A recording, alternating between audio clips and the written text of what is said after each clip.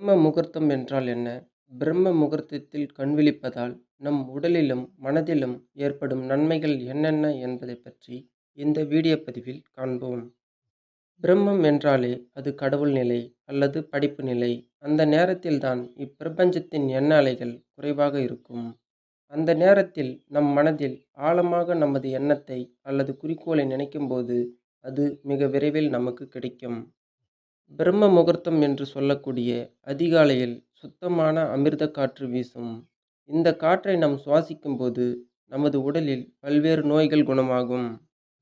நாம் தூங்கும் நேரம் தவிர மற்ற நேரங்களில் நமக்கு எண்ணங்கள் தோன்றிக் கொண்டே இருக்கும். இது போன்று இருக்கும்போது நிம்மதி இருக்காது. நமது உடலில் இருந்து சக்திகள் வீணாகும்.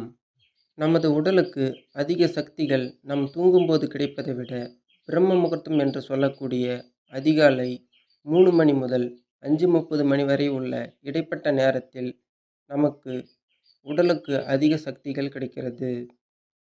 பிரம்ம முகூர்த்தம் படைப்பாளிகளின் நேரம் என்றே சொல்லலாம். பிரம்ம முகூர்த்தம் நமது மனம் மற்றும் உடலின் இயக்கத்தை சீராக்கி நம்மை ஆரோக்கியமாகவும் சுறுசுறுப்பாகவும் வைத்திருக்கும். இந்த பிரம்ம முகூர்த்தத்தில் தியானம், வழிபாடு எது செய்தாலும் அதற்கான முழு பலனும் நமக்கு கிடைக்கும். தெய்வீக தன்மை இருக்கக்கூடிய நேரம் பிரம்ம முகூர்த்தம். அந்த நேரத்தில் எழுந்து உங்கள் பணிகளை தொடங்கினால் வாழ்வில் மாற்றத்தை சந்திக்கலாம். நினைத்த காரியங்கள் நிறைவேறும். நன்றி, வணக்கம்.